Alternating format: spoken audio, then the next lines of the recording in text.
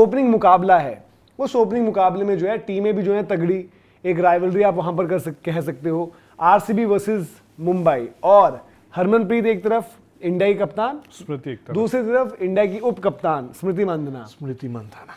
और मुकाबला कहां पर है भाई? डीवाई पाटिल में। डीवाई पाटिल को एक तरीके से इंडिया की जो टीम है वो घर भी मानती है, मतलब कि जैसे हम कहते हैं कि लॉर्ड्स, मैकऑफ क्रिकेट, तो ये जो करंट वुमेन्स टीम है ये भी इस तरीके से मानते हैं भाई कि ये तो हमारा ही घर है, हमारा ही गढ़ है।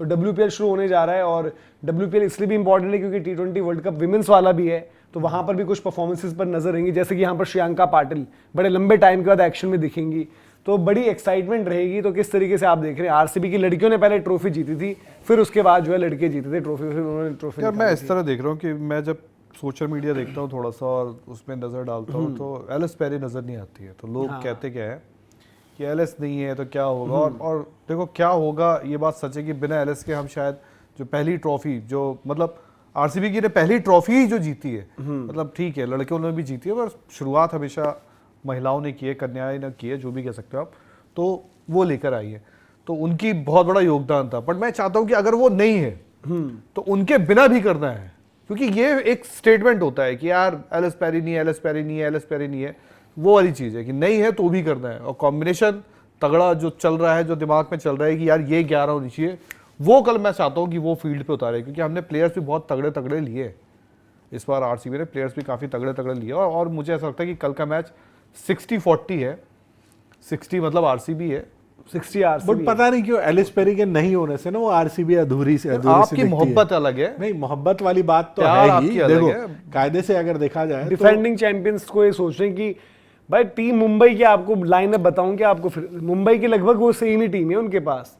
मुंबई ने सबसे पहला काम तो रिटेंशन में तो किया ही किया था, उसके अलावा पता है भैया हेली मैथ्यूज है, उन्होंने जो पता है ऑक्शन में भी जो है बाय बैक कर लिया अपने जो प्लेयर्स, तो उनकी टीम मतलब ठीक है। और आपकी टीम में भाई पेरी का एक बहुत बड़ा एक फैक्टर है, और भी अपने पास, मतलब अब किस तरीके से आप वहां पर देखोगे, आपको क्या लगता है? ये तो मतलब मुझे लग रहा है कि बायसनेस में कल ये इसी टाइम पर यहाँ पर ठोके जाएंगे। मैं आरसीबी का फैन हूँ, आरसीबी को चाहता हूँ, जो वो कह रहा है वो सारी चीजें मैं भी चाहता हूँ, बट इस टीम से एलिस पेरी हटा दो ना तो आपको लगता है कि अधूरापन है, कुछ ना कुछ कहीं न किसी न किसी फ्रंट पे। अब चूंकि आरसीबी के लिए जब भी हमने देखा एलिस पेरी गेंदबाजी भी करती है, तो बैटिंग और बॉलिंग दोनों में आपके लिए एक जगह खाली हुई, हाँ ठीक है कोई आएगी प्लेयर उनकी जगह लेगी, हो सकता है उससे बेहतर परफॉर्म कर जाए, बट जैसे ही आप बड़े मैचेस की तरफ जाओगे ना, एलिस पेरी की याद आपको आएगी ही आएगी, और उस वक्त पे आपको एहसास होगा शायद कि एलिस पेरी आपके लिए क्या वैल्यू ऐड करती थी।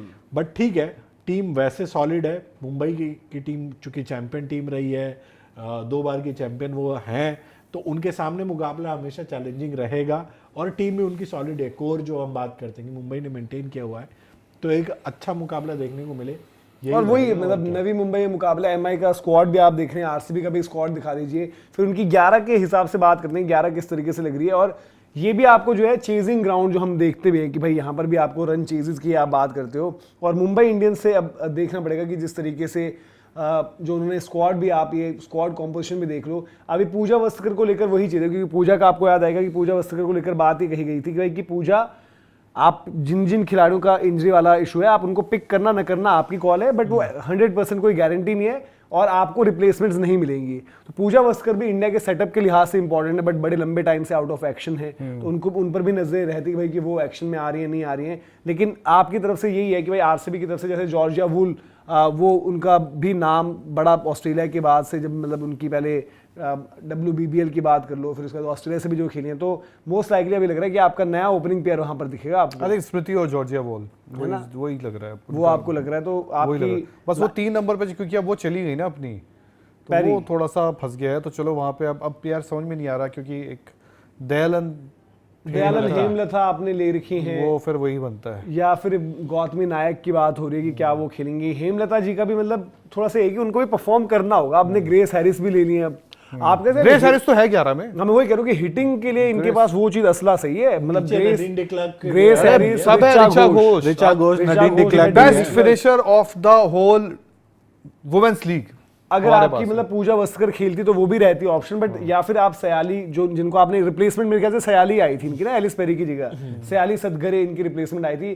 फिर आपकी बॉलिंग में आपके श्रियंका पाटिल हो जाएंगी, राधा यादव हो जाएंगी, अरुंधति रेड्डी को इस बार लेकर आए और लॉरेन बेल को लेकर आ रखे। तो इनकी टीम तो मतलब टीम दिखने में बढ़िया दिख रही है, ऐसे कोई दिक्कत वाली बात नहीं दिख रही। बट हाँ वही इसमें आपको बट द मोमेंट आप पेरी ऐड करते तो आपको एक हटाना भी पूजा का पड़ता क्या है, किसी को। वस्त्रकर का मेरे 11 पे पूजा मतलब वस्कर को वो था ना कि उनको इंजरी का बट आई इशू थिंक चल वो रहा है है अभी। अब वो पूरी तरीके से अवेलेबिलिटी का कल ही पता चल पाएगा।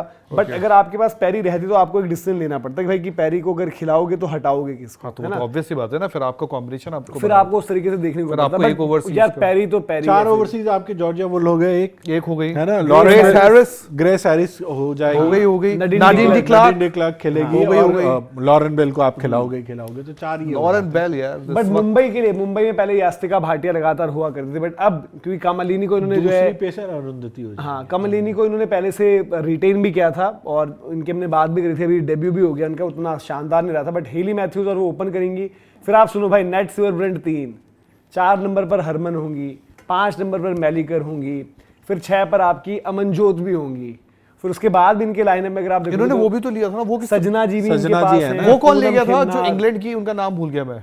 कौन? इंग्लैंड की जो ऑलराउंड वो तगड़ा बैटिंग करती है भाई, बहुत तोड़ती है, वो इनके पास थी मुंबई की, नाम मेरे को भूल जाता नेट है। सिवर, हाँ तो वो तो 3 नंबर गिना तो दिया। अच्छा है अपने मैंने वो तो इन्होंने नेट रिटेन सिवर करे तो थे ना। मतलब यार वो बहुत खतरनाक फिर है। सबसे शबनम तगड़ी इस्माइल all-rounder भी है है। इनके पास, देखो शबनम इस्माइल जो भी अभी भी बढ़िया चल रही है पेस इनकी तो performance। निकलती है उनकी। हाँ अभी भी मतलब बढ़िया चल रही है। साइका इशाक बड़ा नाम हुआ था, साइका इशाक आई थी, उसके बाद इंडिया भी खेली थी, और फिर संस्कृति गुप्ता, कुछ मतलब इस तरीके से उनकी कॉम्पोजिशन, उनका लाइनअप लग रहा है। गेंदबाजी इनकी थोड़ी सी पर उस यार, तरह से नहीं लग रही है। आरसीबी के सामने टिकने वाली टीम नहीं रही है। बट इनके पास ऑप्शंस ये आ जाते हैं ना कि हेली मजा नहीं आ रहा बॉल यार। डालेगी, नेट सिवर बॉल डालेगी, अमनजोत भी बॉल डालेंगी, ऊपर इनके सारे ऑलराउंडर्स बॉल डालेंगे, मैलिकर बॉल डालेंगी, नीचे की बॉलिंग तो अलग है, जो अलग बॉलिंग है। बट यार आप specialist लोग वाली। इतनी बात कर रहे हो, पर मजा नहीं आ रहा टीम में। पेसर कौन होगा इनका? भाई ये सबसे इन सबसे काम निकाल लेते हैं। ओवरसीज इनके देखो, शबनम इस्माइल को खिलाएंगे, नेट सिवर खेलेंगी, मैलिकर खेलेगी, उसके अलावा हेली मैथ्यूज, हाँ ये 4 तो इनके लिए कोई दिक्कत नहीं, इनकी फास्ट बॉलिंग और इनकी तमाम चीजें जो है इनका बढ़िया हिसाब किताब निकल जाता है। कभी नेट सिवर ब्रेंट डाल देती है, कभी अमनजोत डाल देगी उनके साथ, तो उनको उतनी कोई दिक्कत वाली चीज है नहीं वहां पर। तो वो उनकी तरफ से जो है बॉलिंग वगैरह जो है सारे के सारे ऑप्शन सॉर्टेड हैं। पोल करो यार जरा, कल का यार मैच देखो पोल में चाहे आरसीबी जीत जाए, मैं ऐसे तो कैसे इस मैच जीत में जाए मुंबई के साथ हूं। आप जय भाई आरसीबी बॉलिंग थोड़ी सी, मैं तो आरसीबी के साथ ही रहूंगा। मुंबई की बॉलिंग ना मतलब थोड़ी सी वीक लग रही है मुझे। चलो आप देखते हैं क्या होता है यार इसमें। ऐसा ग्रेस हैरिस, यार आप देखो हमारे 4 नंबर पे ग्रेस खेलेगी, 5 पे हमारी रिचा खेलेगी, 6 पे नाडिंडी खेलेगी। अरे क्या कर रहे हो यार, 250-300 मारेंगे कल। Hayley Matthews, Amanjot, Tanishq. यार आप चलो आप देखते हैं कल कौन जीत यार आप मनोज जी, आप किस साइड हो पहले बताओ। मैं मुंबई इंडियंस के बस साथ। तो जीत अपनी सुनिश्चित है। चलो अब देखते हैं क्या होता है। मैं एमआई के साथ हूँ। एमआई भाई यास्तिका नहीं है अब की बार इनके पास। अब छोड़ देना यास्तिका को, यास्तिका शायद वो भी इंजरी का चल रहा है उनका मसला। तो हेली मैथ्यूज का पार्टनर कौन होगा? वो कमल ही नहीं करेंगी ना अब, जिनको रिटेन किया था यार इन्होंने। बट फिर वही आज है, विराट- कमालिनी को ठीक है, देर रात तक जाग रहे विराट वो कोहली। इम्पैक्ट उस तरह का रहेगा। इम्पैक्ट देखो, इम्पैक्ट हो ना हो बट हेली मैथ्यूज चलो अपने दिन पे वो मैच खींच लेंगी, बट उनके साथ फिर वही चीज होगी कि यास्तिका को कभी आप ओपन ट्राई कराते थे, और कमालिनी के अगर रन नहीं आए तो आपके पास ऑप्शन क्या है, किससे ओपन कराओगे? वो चीज फंसेगी इनके साथ। हाँ बट मतलब ठीक है। अभी यार देखो मुंबई की टीम भी, ये वाली मुंबई की टीम भी तगड़ी है। खैर आप लोग ये बताइए कि आप किसके साथ हैं, मुंबई इंडियंस या फिर आरसीबी? आरसीबी।